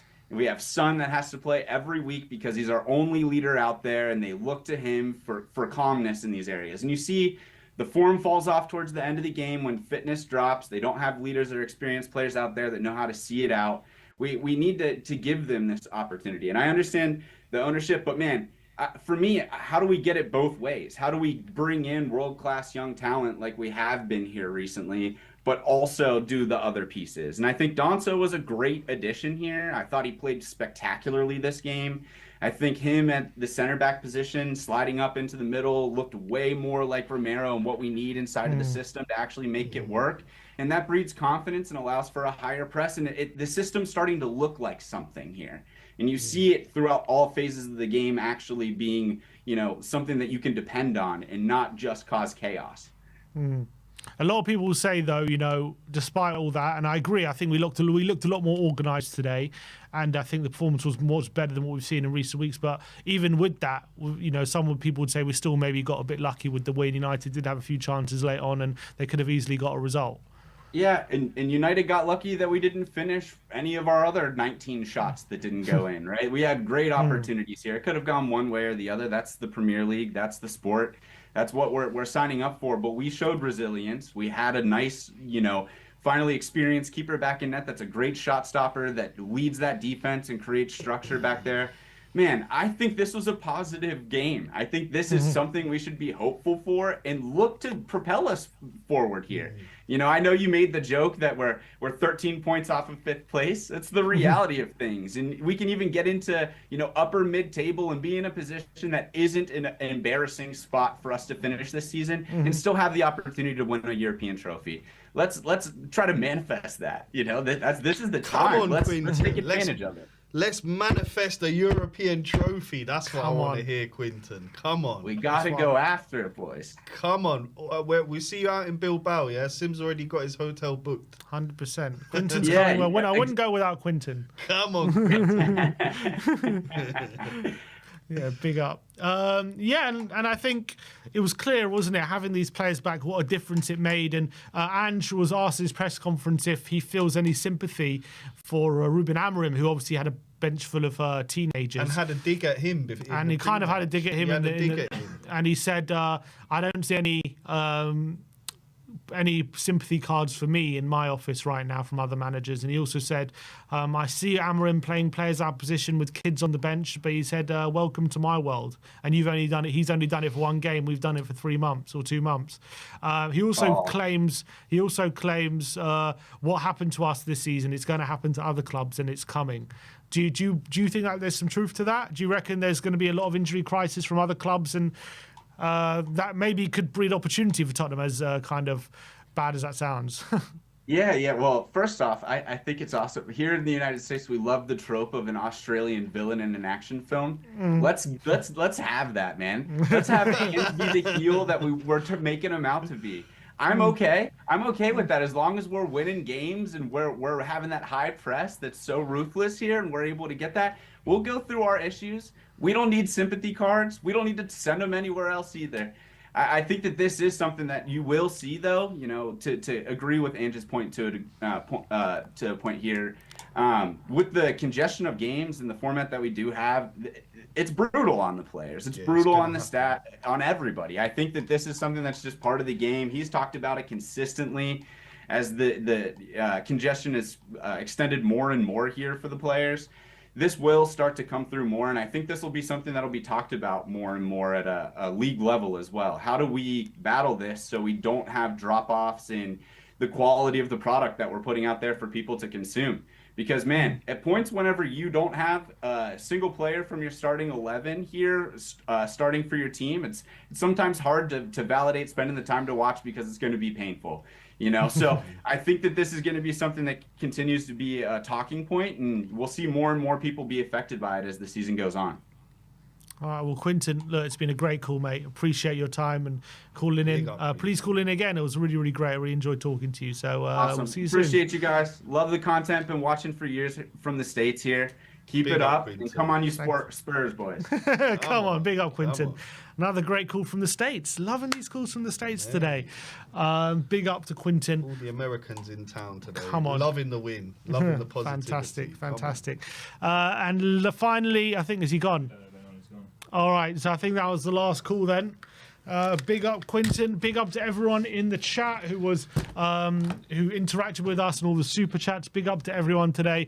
A good win. And let's enjoy 3 points. Let's enjoy tonight because 3 points has not been a common occurrence in the last few months. So let's hope that tide is starting to turn. Big up to everyone at Change for Tottenham and all the protesters who went to the demonstration today and made their numbers and made their voices heard. Big up to them because they really did make a lot of noise and a lot of people were reporting it and it had the desired effect. So big up to everyone involved there as well. And so positive day for all Tottenham fans all round. Thank you very much for joining us on today's stream. Thank you, Amir, for joining me on the watch along and all the drama, for being with all the drama. But big up to everyone out there today. Enjoy your night. Like, subscribe, and comment. And as always, come on, you Spurs.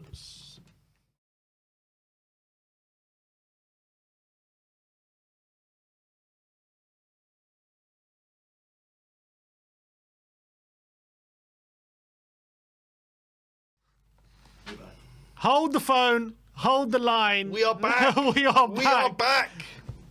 Surprise, everyone. We thought we were ending the show, but we couldn't end the show without speaking to Mr. Levy out himself. You know who it is. You know who's coming on. Someone called it already. It's Daigle time. You know what time it is. Let's get Brian Daigle on. My guy, all the way from Toronto. Can't miss. He can't miss today. Come on. Big up Brian Daigle in the house. Come on. How are we doing, Brian? Good evening to you guys. We are in the middle of a snowstorm here in Toronto. I've had to get off trains. I'm in an Uber on the way home because the trains are messed up. Toronto is covered in snow, but I couldn't miss coming on and seeing you all. Mate, keep warm, Daigle. That's the main thing out there, lad. Brian, before we go on to things that happened on the pitch, talk to me about the response that that Change for Tottenham got to their arranged protest before the game and the amount of people who showed up and like what your thoughts are on the demonstrations before and after the game. So mate, before Sim, Amir, everyone watching before the game, what an incredible sight to see. What a incredible vision to witness. It's been a long time coming. I'm sure everyone that I've heard has come on and said it. Massive respect to Change for Spurs, to Jay, to all the people that did protest and were able to get to that ground and outside and make their voices heard, to all the international fans, everything coming together and uniting and putting on a show like that was great for all to see. And it's the first of many. And like I said, congratulations mainly to James for Spurs, to Jay, that put in all the hard graft and done all the promoting for it. And like I said, all the people that were protesting beforehand, even before myself and all the others, it's today was a day where the voices were heard and it got the exposure it needed again. So well done to everyone that turned up or made their feelings heard, whether it be social media, at the ground, during the games, at the pubs, wherever it was. Well done. I know obviously you're in Toronto and you're probably only seeing the videos that we're seeing anyway, but did you have any indication of how many numbers you reckon there was there at the protests? So I've been told it's over 1,000. But I reckon it was more than that. I reckon it was like maybe closer to 2,000, I would say. Yeah, I mean, there's loads of numbers branded about. Obviously, it all come out. But the images from people like Alistair Gold, who was at the top of the stairs, and you could see the herds of Spurs fans marching together. You could see videos of people taking videos of just watching the protesters peacefully protest just going past. It was a wonderful thing to see. It really, really was. And like I said, I can't be prouder as a Spurs fan who's been predominantly Levy out for 17 years, and for people that have been longer than me, shorter than me. It was the protest we've all been waiting to have for the numbers, and it went off seamlessly. And well done to everyone involved. All right, fantastic, and let's hope. Look, it got the attention that I think that the movement wanted. That's for sure, and yep. I think it got a lot of media coverage. A lot of people got a lot of conversation started, so that's positive. But obviously, look, they're not going to disappear after one protest. I mean, the owners that is anyway. So I think it's a good start. It was something that needs to carry on and needs to be consistent. But I think it's important that the fans have their voices heard and loud and clear. I think it's fair to say after that, and maybe I don't know what will come of it. I don't know if any change will be implemented, but at least they're well aware that this is something. There's a bit of a groundswell around it now, and there's definitely something that's starting to grow. I think they can see that it's not just a few people on the side of the road now. Well, I was saying this 100%. It's been elevated beyond belief from when I was protesting on the streets with people like Ryan, Graham, Billy, Boogie, and all the people. I can mention so many people that we did it with, but this is the kind of thing we were hoping for, and the amount of people. And it was done respectfully, it was done peacefully. It's going to get mass exposure. I've already seen clips of Sky and Gary Neville and Jermaine Defoe and the people in the studio talking about it. I've seen many people talk about it, and that's the thing. It's what we've been waiting to see. People that have felt this way about the board, that people can come together and have the say. And like you said, it's just going to build and build. You've got to remember the Leicester one was just the banners, and obviously it kicked off and got the exposure. Then it kind of kick-started this kind of movement or initiative or whatever word you want to use it right now. But it's just gathering pace and momentum, and the longer it goes on, the bigger it'll get, and more, and may it continue. Yeah, today was a huge step in the right direction from what I saw. I wasn't lucky enough to go down there because I was up here, obviously, but I was tuned in to the live protest. It looked like a lot of numbers there for me. And my question to you, Dago, is how do we keep this snowball rolling down the mountain? How do we get it to gather more snow as we go along? Well, it is going to be continuous now, because you've seen the fans have generally had enough, whether it be the transfer window, whether it be the everything that's going on with the club that's not putting football first.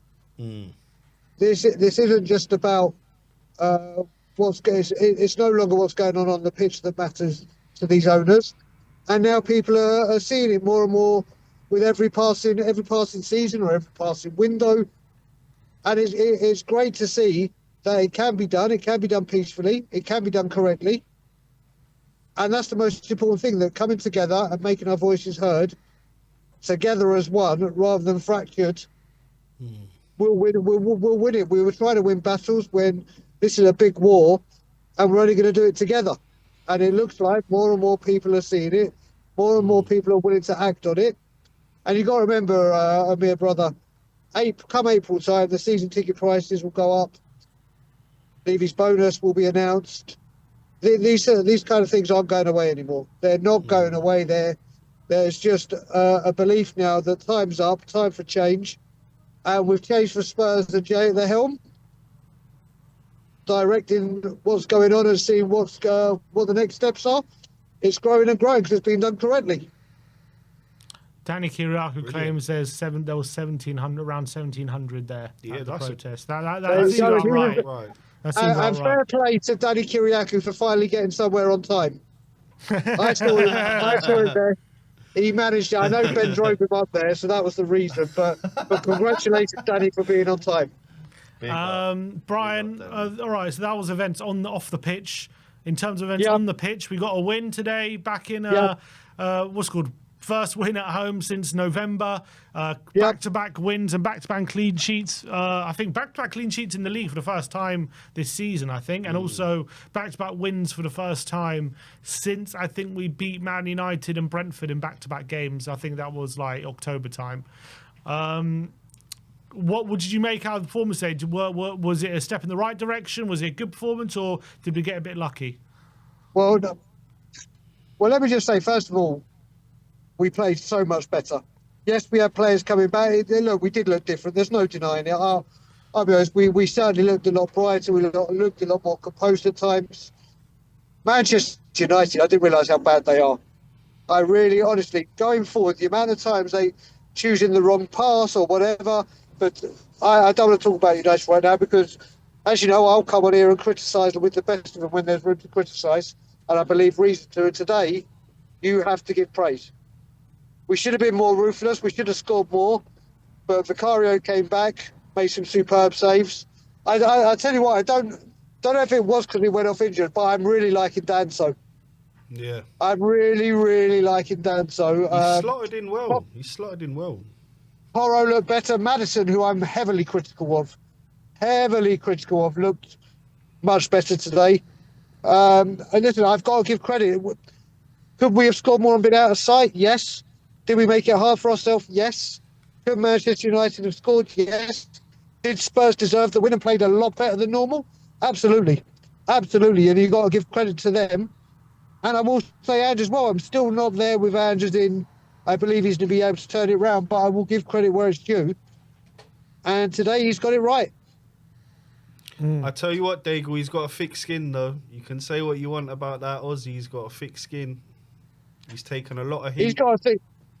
He has taken a lot of heat, and I will say there was parts in that game where we were really exposed. But thankfully, Man U were just so poor they couldn't choose the right pass, or they passed it. They couldn't get it right with their timing of the pass for the offside.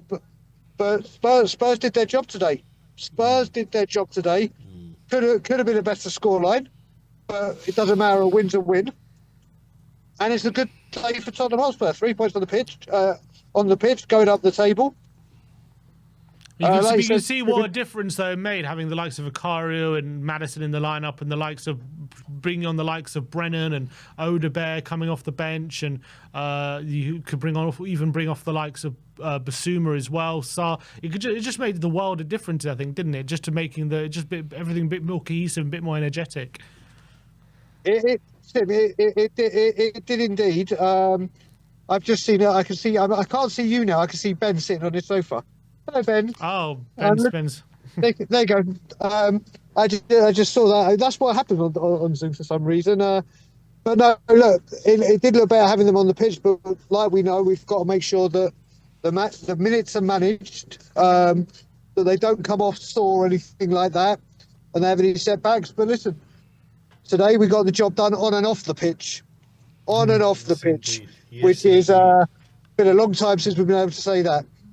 Absolutely, Brian. Look, I'll let you get home in the Uber. I'll let you enjoy the rest of your day. Appreciate you giving your time, calling in. Really good day today for Tottenham and for a lot of Tottenham fans. So big up to you, and I'll see you very soon. See you soon, boys, and see you everyone in the chat. Have a great one, and big up, speak to you soon. Nice one, Brian. Take it easy, man. And from one surprise, I guess it's not so much a surprise now, to another. Since we tried to end the show 20 minutes ago, but now here we got another caller, and we can't not take this one. Or can we? Can we not take this one? Well, I guess we'll Natan have was to. firing shots earlier. Yeah, we'll have to get him on now. We'll have to get him on now. Let's get my brother on. Let's get Ben on. He's waiting to come on. He's waiting to speak. He's got a big smile on his face. Who was Ben, firing shots, Amir? Oh, you missed Natan. You missed him. All the way from Seattle, mate. He said, Ben, stop crying, he said. I'll stop crying when we win consistent games. That's when I'll stop crying. That's 2 in a row. How much more do you need? Trophies, Sim. Trophies. Look, before we get into the game, obviously you attended the protest today. Danny Kiriakou in the comments saying about 1,700 people in attendance. I don't know where you got that number from, but it seemed about right from what the images and the videos we're all seeing. I was watching the live stream as well. A lot of people tuning into that, a lot of interest in that, and obviously it's been covered a lot by the media, BBC, Sky Sports, all reporting on the protest. So you being there in it, what was your opinion on the events? It was a brilliant protest. The best one by far that I've taken part of. It was just unbelievable to see so many like-minded people coming together in support of the cause, support of the football club, peaceful protest, respectful protest, and the sheer amount of people there was just unbelievable. It really was. I think it was perfectly handled, perfectly done. You've got to say a massive big up to Change for Spurs for organising something like that, because look, it's taken a lot of work to get to where we are right now in terms of the protest, and it's really, now you're starting to see the fruits of people's labour, and it's really starting to gather some momentum now. And look, it's not going to stop there. Today's got to be just a block to build on, because it was incredible. And in terms of the numbers, it depends who you ask, because straight after the game, I bumped into our good friend Sean Butler, and I was asking him how many. Was he at the protest? Yeah, he was there. I said to him, how many do you think were there? And he goes, nah, there were no more than 600 there, trying to downplay the great work that the Spurs fans have put in today. But BBC are reporting, I think, 1,500. I think there were more than that today. Like, literally, I couldn't see the end of the line. Like, I was trying to wait. I was trying to wait and let people pass to see where it would end, but it just didn't end. So I gave up and carried on walking.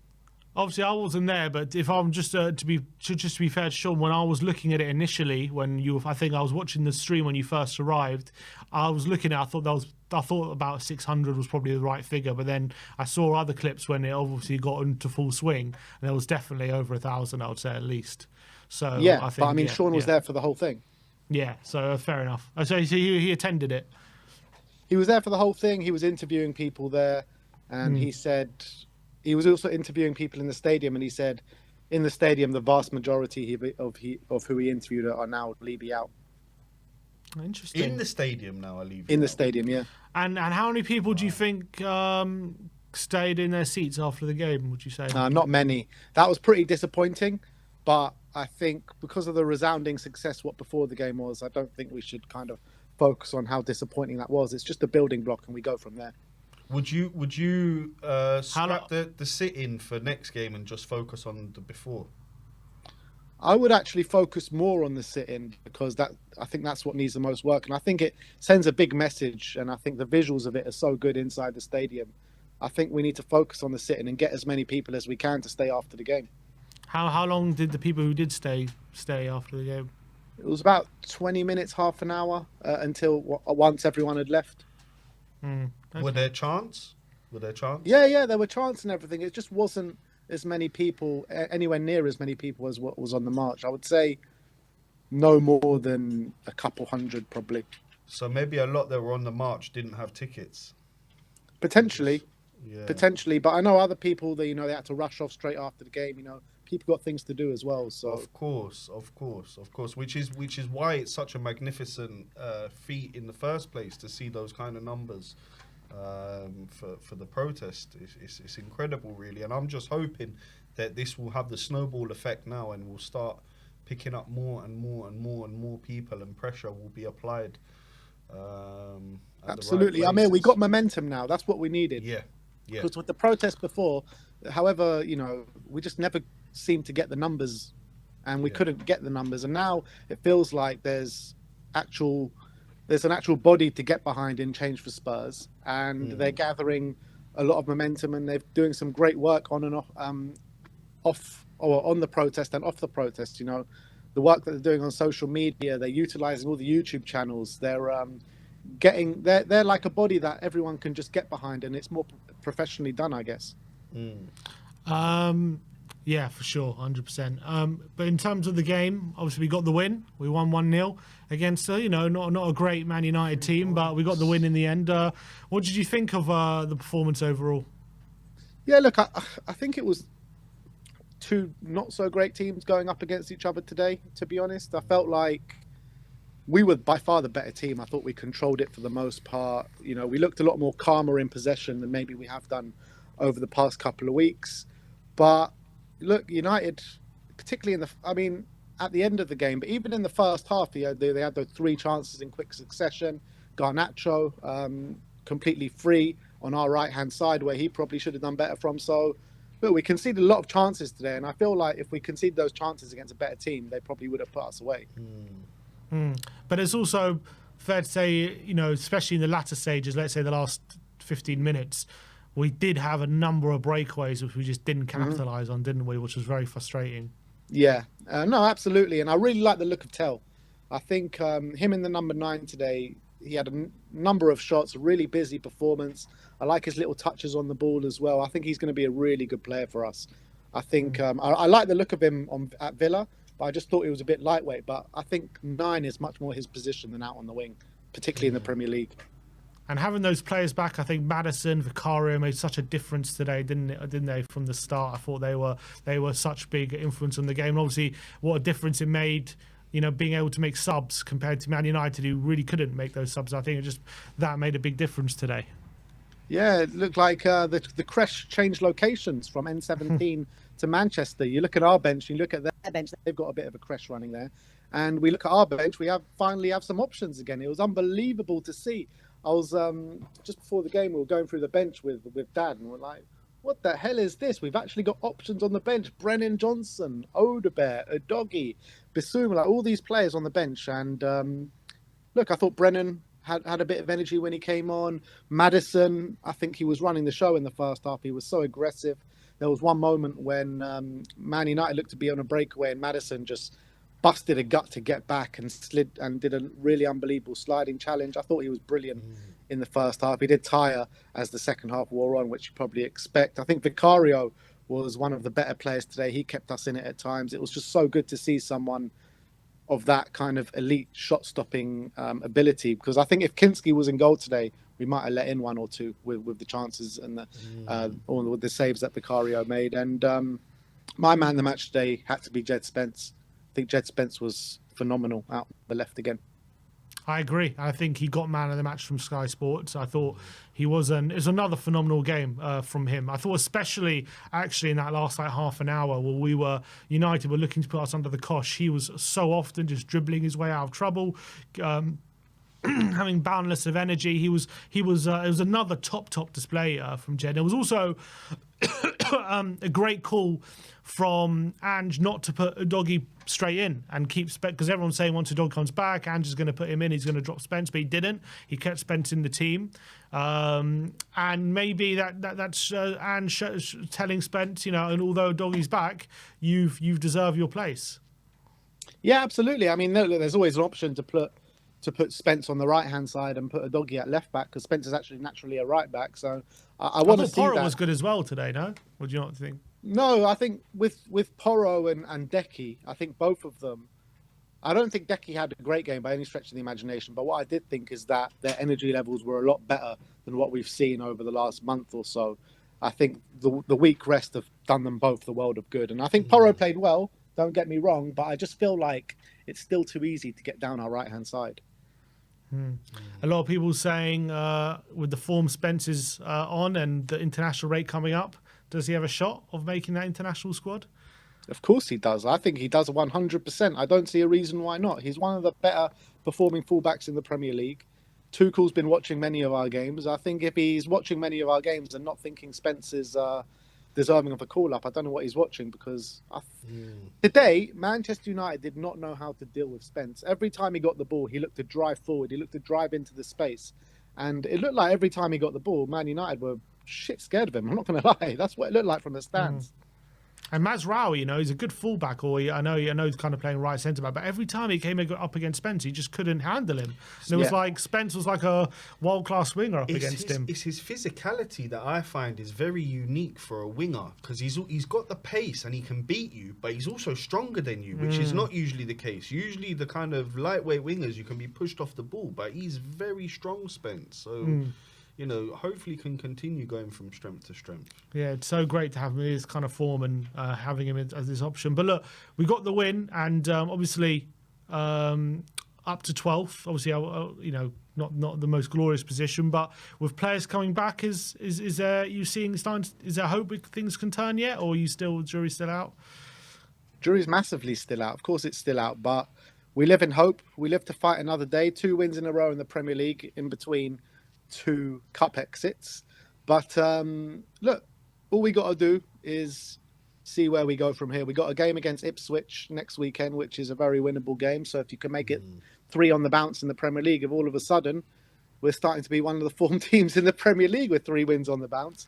But now look, we just need to keep going. We need to kick on, and we need to be a bit better than that today to beat the better sides in the league. But look, there's hope. There's a little bit of hope there with 2 wins in a row. Yeah, and Ange said in his press conference, he said, what's happened to us this season is going to happen to a lot of teams, and it's coming, he said. It's coming, is it? That's what he said. Like the winter. Yeah, winter is coming. The injuries are coming, he's saying, I think. Well, but is there truth to it? You see what Arsenal now going through, Chelsea now have 8 injuries, Bournemouth currently have a lot of injuries. You know, do you think there's any truth to that claim? There might be. We have to wait and see. I want to. Can you tell us if we're going to win the Europa League or not? So I need to know that now. I've got a hotel I need to cancel or keep. Fantastic. All right, nice one. I'll see you tomorrow. Yeah. Big up, Amir. Big up, Sim. Up the Spurs. 3 points. Come on. First win at home for 3 months, people. We're here. We're cooking. Ben, the last time we won, we were there. I was there with Joanna. I can't even believe that's so long ago. It's so long ago. It was her first game at the stadium. Crazy. It's madness. I can't believe it. Well, it's good to get that monkey off our back because that couldn't go on for too much longer. That's for sure. But yeah, look. Now for the other monkey. We've got hard fixtures coming up, though, guys. We got Man City, Bournemouth, Fulham away, Chelsea away, all coming up. So we're going to need to be a lot better than that if we're going to beat some of these teams, in my opinion. 100%. Apparently, Romero's pictured at the stadium today, so he must have made a quick return from. Was he? I saw Van de Ven, but I didn't see Romero. Yeah, I've seen one floating around with him. Maybe it's from a different game, but that's what I've seen. Maybe they're inching closer. Well, let's hope so. We'll get some players back, even more players back. And Odegaard looked bright, didn't he, when he came on? I thought. Yeah, I liked the look of Odegaard. His nice little touches.